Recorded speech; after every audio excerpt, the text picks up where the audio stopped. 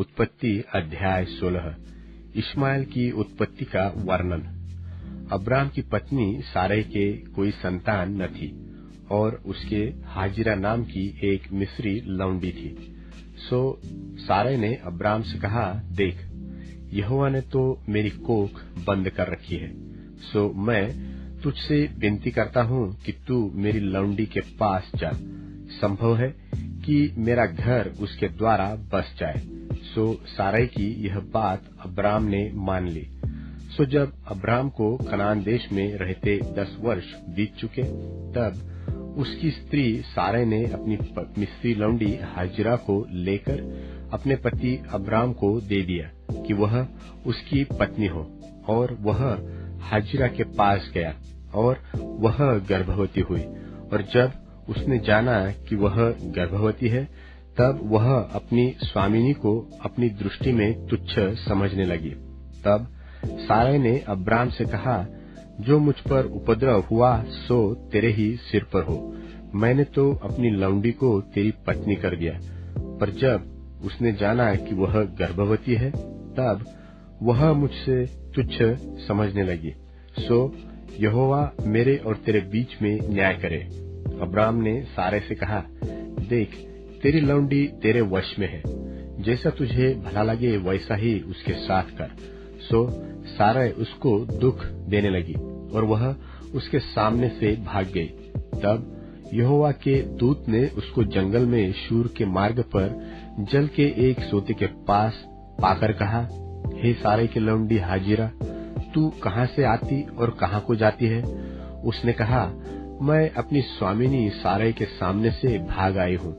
यहोवा के दूत ने उससे कहा, अपनी स्वामिनी के पास लौट जा और उसके वश में रह। और यहोवा के दूत ने उससे कहा, मैं तेरे वंश को बहुत बढ़ाऊंगा, यहाँ तक कि बहुतायत के कारण उनकी गणना न हो सकेगी। और यहोवा के दूत ने उससे कहा, देख, तू गर्भवती है और पुत्र जनेगी, सो उसका नाम इश्माएल रखना, क्योंकि यहोवा ने तेरे दुख का हाल सुन लिया है।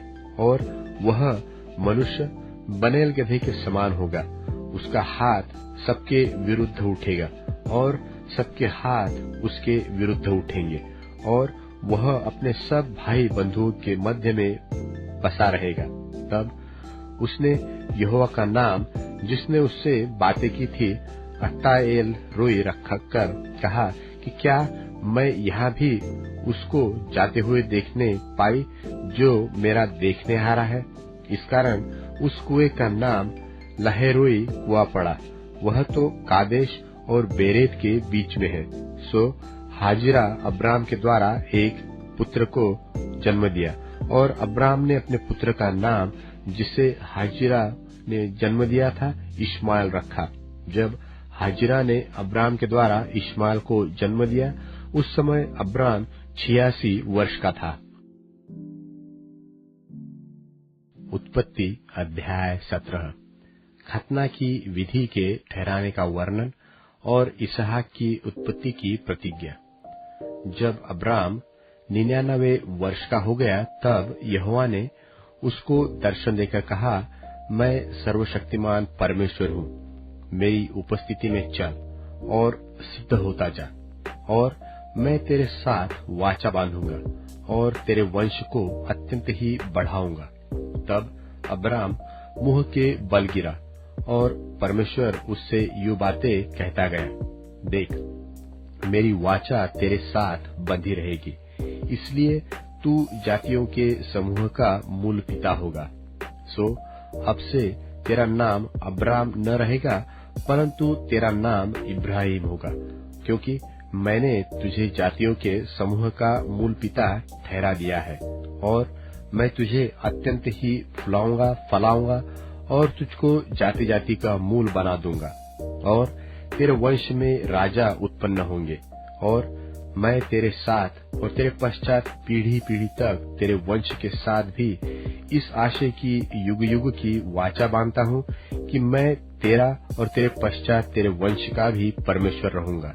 और मैं तुझको और तेरे पश्चात तेरे वंश को भी यह सारा कनान देश, जिसमें तू परदेशी होकर रहता है, इस रीति दूंगा कि वह युग युग उनकी निज भूमि रहेगी और मैं उसका परमेश्वर रहूंगा। फिर परमेश्वर ने इब्राहिम से कहा, तू भी मेरे साथ बांधी हुई वाचा का पालन करना, तू और तेरे पश्चात तेरा वंश भी अपनी अपनी पीढ़ी में उसका पालन करे। मेरे साथ बांधी हुई वाचा जो तुझे और तेरे पश्चात तेरे वंश को पालनी पड़ेगी, सो यह है कि तुम में से एक एक पुरुष का खतना हो। तुम अपनी अपनी खलड़ी का खतना कर लेना। जो वाचा मेरे और तुम्हारे बीच में है, उसका यही चिन्ह होगा। पीढ़ी पीढ़ी में केवल तेरे वंश ही के लोग नहीं, पर जो तेरे घर में उत्पन्न हो, वह परदेशियों को रुपा देकर मोल लिए जाए। ऐसे सब पुरुष भी जब 8 दिन के हो जाए, तब उनका खतना किया जाए। जो तेरे घर में उत्पन्न हो अथवा तेरे रुपये से मोल लिया जाए, उनका खतना अवश्य ही किया जाए। सो मेरी वाचा जिसका चिन्ह तुम्हारी देह में होगा, वह युग युग रहेगी। जो पुरुष खतना रहित रहे, अर्थात जिसकी खलड़ी का खतना न हो, वह प्राणी अपने लोगों में से नाश किया जाए, क्योंकि उसने मेरे साथ बांधी हुई वाचा को तोड़ दिया। फिर परमेश्वर ने इब्राहिम से कहा, तेरी जो पत्नी सारै है, उसको तू अब सारै न कहना, उसका नाम सारा होगा, और मैं उसको आशीष दूंगा और तुझको उसके द्वारा एक पुत्र दूंगा। और मैं उसको ऐसी आशीष दूंगा कि वह जाति जाति की मूल माता हो जाएगी, और उसके वंश में राज्य राज्य के राजा उत्पन्न होंगे। तब इब्राहिम मुंह के बल गिर पड़ा और हंसा और अपने मन में ही कहने लगा, क्या 100 वर्ष के पुरुष के भी संतान होगा? और क्या सारा जो 90 वर्ष की है पुत्र जनेगी? और इब्राहिम ने परमेश्वर से कहा, इश्माएल तेरी दृष्टि में बना रहे, यही बहुत है। तब परमेश्वर ने कहा, निश्चय तेरी पत्नी सारा के तुझसे एक पुत्र उत्पन्न होगा, और तू उसका नाम इसहाक रखना। और मैं उसके साथ ऐसी वाचा बांधूंगा जो उसके पश्चात उसके वंश के लिए युग युग की वाचा होगी। और इश्माएल के विषय में भी मैंने तेरी सुनी है, मैं उसको भी आशीष दूंगा और उसे फुलाऊंगा, फलाऊंगा और अत्यंत ही बढ़ा दूंगा। उसके 12 प्रधान उत्पन्न होंगे और मैं उससे एक बड़ी जाति बनाऊंगा, परंतु मैं अपनी वाचा इसहाकी के साथ बांधूंगा, जो सारा से अगले वर्ष के इसी नियुक्त समय में उत्पन्न होगा। तब परमेश्वर ने इब्राहिम से बातें करनी बंद कर दी और उसके पास से ऊपर चढ़ गया। तब इब्राहिम ने अपने पुत्र इश्माएल को और उसके घर में जितने उत्पन्न हुए थे और जितने उसके रुपये से मोल लिए गए थे, निदान उसके घर में जितने पुरुष थे, उन सबों को लेके उसी दिन परमेश्वर के वचन के अनुसार उनकी खलड़ी का खतना किया। जब इब्राहिम की खलड़ी का खतना हुआ, तब वह 99 वर्ष का था, और जब उसके पुत्र इश्माएल की खलड़ी का खतना हुआ, तब वह 13 वर्ष का था। इब्राहिम और उसके पुत्र इश्माएल दोनों का खतना एक ही दिन हुआ, और उसके घर में जितने पुरुष थे जो घर में उत्पन्न हुए तथा जो परदेशियों के हाथ से मोल लिए गए थे, सबका खतना उसके साथ ही हुआ।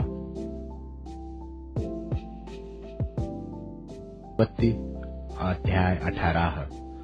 इब्राहिम मम्रे के बांजों के बीच कड़ी धूप के समय तंबू के द्वार पर बैठा हुआ था।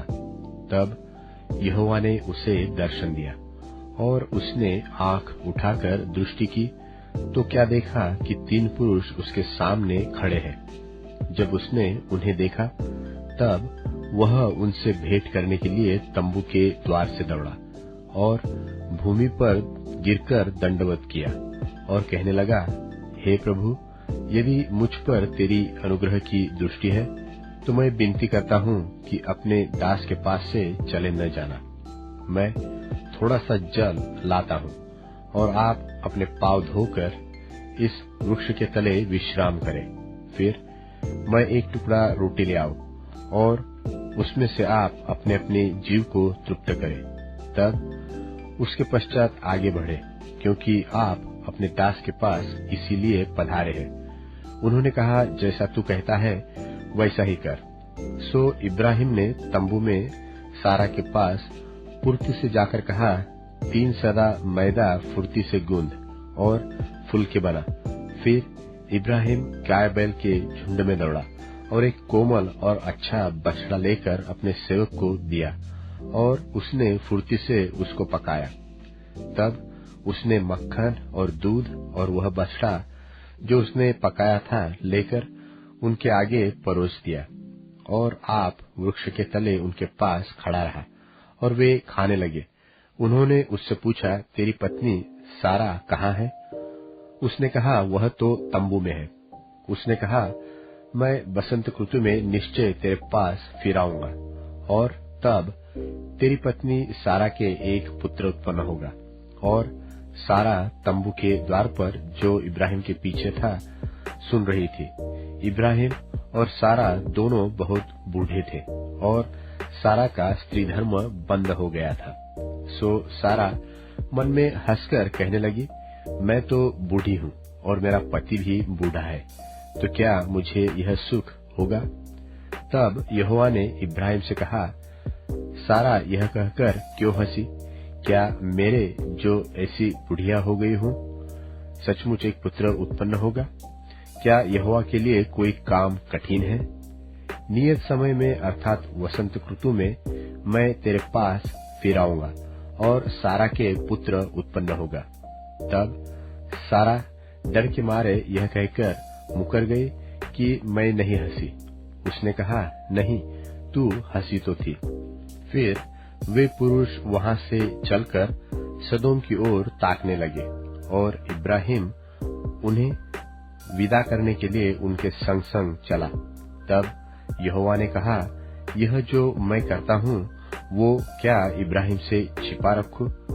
इब्राहिम से तो निश्चय एक बड़ी और सामर्थी जाति उपजेंगी और पृथ्वी की सारी जातियां उसके द्वारा आशीष पाएंगी, क्योंकि मैं जानता हूँ कि वह अपने पुत्रों और परिवार को जो उसके पीछे रह जाएंगे आज्ञा देगा कि वे यहोवा के मार्ग में अटल बने रहे और धर्म और न्याय करते रहे, इसलिए कि जो कुछ यहोवा ने इब्राहिम के विषय में कहा है उसे पूरा करे।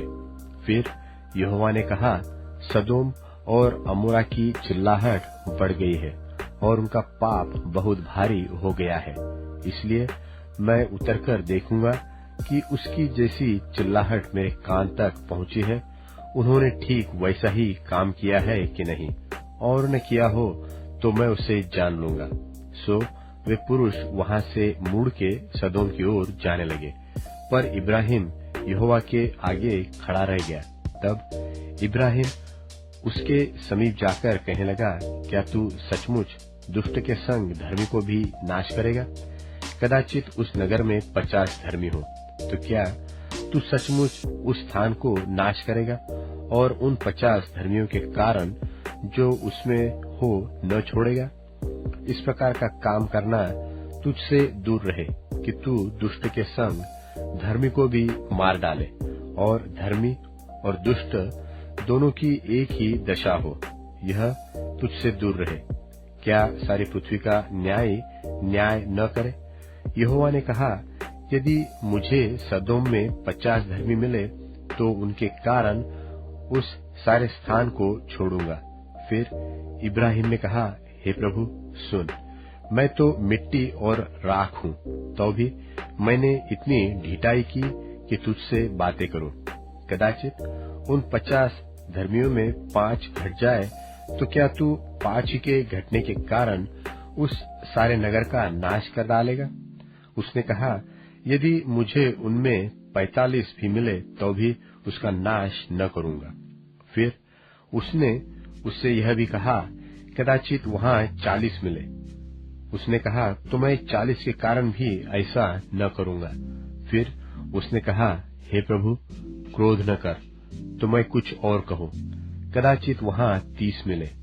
उसने कहा, यदि मुझे वहां 30 भी मिले तो भी ऐसा न करूंगा। फिर उसने कहा, हे प्रभु सुन, मैंने इतनी ढिठाई तो की है कि तुझसे बातें करूं, कदाचित उसमें 20 मिले। उसने कहा, मैं 20 के कारण भी उसका नाश न करूंगा। फिर उसने कहा, हे प्रभु क्रोध न कर, मैं एक ही बार और कहूंगा, कदाचित उसमें 10 मिले।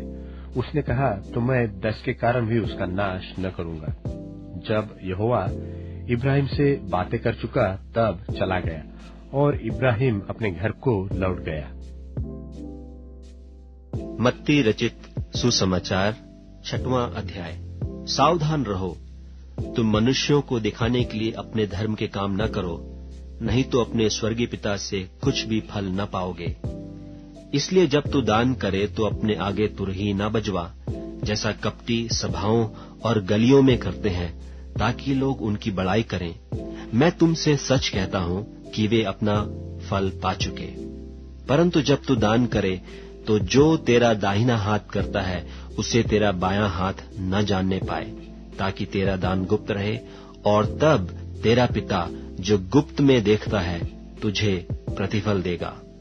और जब तू प्रार्थना करे तो कपटियों के समान न हो, क्योंकि लोगों को दिखाने के लिए सभाओं और सड़कों की मोड़ों पर खड़े होकर प्रार्थना करना उनको अच्छा लगता है। मैं तुमसे सच कहता हूं कि वे अपना प्रतिफल पा चुके। परंतु जब तू प्रार्थना करे तो अपनी कोठरी में जा और द्वार बंद करके अपने पिता से जो गुप्त में है प्रार्थना कर, और तब तेरा पिता जो गुप्त में देखता है तुझे प्रतिफल देगा। प्रार्थना करते समय अन्य जातियों की नाई बकबक न करो, क्योंकि वे समझते हैं कि उनके बहुत बोलने से उनकी सुनी जाएगी। सो तुम उनकी नाई न बनो, क्योंकि तुम्हारा पिता तुम्हारे मांगने से पहले ही जानता है कि तुम्हारी क्या क्या आवश्यकता है। सो तुम इस रीति से प्रार्थना किया करो, हे हमारे पिता, तू जो स्वर्ग में है, तेरा नाम पवित्र माना जाए, तेरा राज्य आए, तेरी इच्छा जैसी स्वर्ग में पूरी होती है वैसे पृथ्वी पर भी हो। हमारी दिन भर की रोटी आज हमें दे, और जिस प्रकार हमने अपने अपराधियों को क्षमा किया है वैसे ही तू भी हमारे अपराधों को क्षमा कर, और हमें परीक्षा में न ला, परंतु बुराई से बचा, क्योंकि राज्य और पराक्रम और महिमा सदा तेरे ही हैं। आमीन। इसलिए यदि तुम मनुष्य के अपराध क्षमा करोगे तो तुम्हारा स्वर्गीय पिता भी तुम्हें क्षमा करेगा, और यदि तुम मनुष्यों के अपराध क्षमा न करोगे तो तुम्हारा पिता भी तुम्हारे अपराध क्षमा न करेगा। जब तुम उपवास करो तो कपटियों की नाई तुम्हारे मुंह पर उदासी न छाई रहे, क्योंकि वे अपना मुंह बनाए रहते हैं ताकि लोग उन्हें उपवासी जाने। मैं तुमसे सच कहता हूं कि वे अपना प्रतिफल पा चुके। परंतु जब तू उपवास करे तो अपने सिर पर तेल मल और मुंह धो, ताकि लोग नहीं परंतु तेरा पिता जो गुप्त में है तुझे उपवासी जाने। इस दशा में तेरा पिता जो गुप्त में देखता है तुझे प्रतिफल देगा। अपने लिए पृथ्वी पर धन इकट्ठा न करो, जहां कीड़ा और काई बिगाड़ते हैं और जहां चोर सेंध लगाते और चुराते हैं, परंतु अपने लिए स्वर्ग में धन इकट्ठा करो, जहां ना तो कीड़ा और न काई बिगाड़ते हैं और जहां चोर न सेंध लगाते और न चुराते हैं, क्योंकि जहां तेरा धन है वहां तेरा मन भी लगा रहेगा। शरीर का दिया आंख है, इसलिए यदि तेरी आंख निर्मल हो तो तेरा सारा शरीर भी उजियाला होगा। परंतु यदि तेरी आंख बुरी हो तो तेरा सारा शरीर भी अंधियारा होगा। इस कारण वह उजियाला जो तुझ में है, यदि अंधकार हो तो वह अंधकार कैसा बड़ा होगा। कोई मनुष्य दो स्वामियों की सेवा नहीं कर सकता, क्योंकि वह एक से बैर और दूसरे से प्रेम रखेगा, वह एक से मिला रहेगा और दूसरे को तुच्छ जानेगा। तुम परमेश्वर और धन दोनों की सेवा नहीं कर सकते। इसलिए मैं तुमसे कहता हूं कि अपने प्राण के लिए यह चिंता न करना कि हम क्या खाएंगे और क्या पिएंगे, और न अपने शरीर के लिए कि क्या पहनेंगे। क्या प्राण भोजन से और शरीर वस्त्र से बढ़कर नहीं? आकाश के पक्षियों को देखो, वे ना बोते हैं, ना काटते हैं और ना खत्तों में बटोरते हैं, तो भी तुम्हारा स्वर्गीय पिता उनको खिलाता है। क्या तुम उनसे अधिक मूल्य नहीं रखते? तुम में कौन है जो चिंता करके अपनी अवस्था में एक घड़ी भी बढ़ा सकता है? और वस्त्र के लिए क्यों चिंता करते हो? जंगली सोसनों पर ध्यान करो कि वे कैसे बढ़ते हैं। वे न तो परिश्रम करते, न काटते हैं। तो भी मैं तुमसे कहता हूं कि सुलेमान भी अपने सारे वैभव में उनमें से किसी के समान वस्त्र पहने हुए न था। इसलिए जब परमेश्वर मैदान की घास को, जो आज है और कल भाड़ में झोंकी जाएगी, ऐसा वस्त्र पहनाता है, तो हे अल्पविश्वासियों, तुमको वह क्यों कर ना पहनाएगा?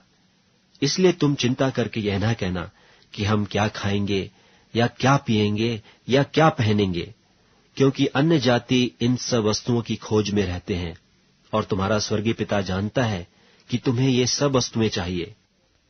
इसलिए पहले तुम उसके राज्य और धर्म की खोज करो, तो ये सब वस्तुएं भी तुम्हें मिल जाएंगी। सो कल के लिए चिंता न करो, क्योंकि कल का दिन अपनी चिंता आप कर लेगा। आज के लिए आज ही का दुख बहुत है।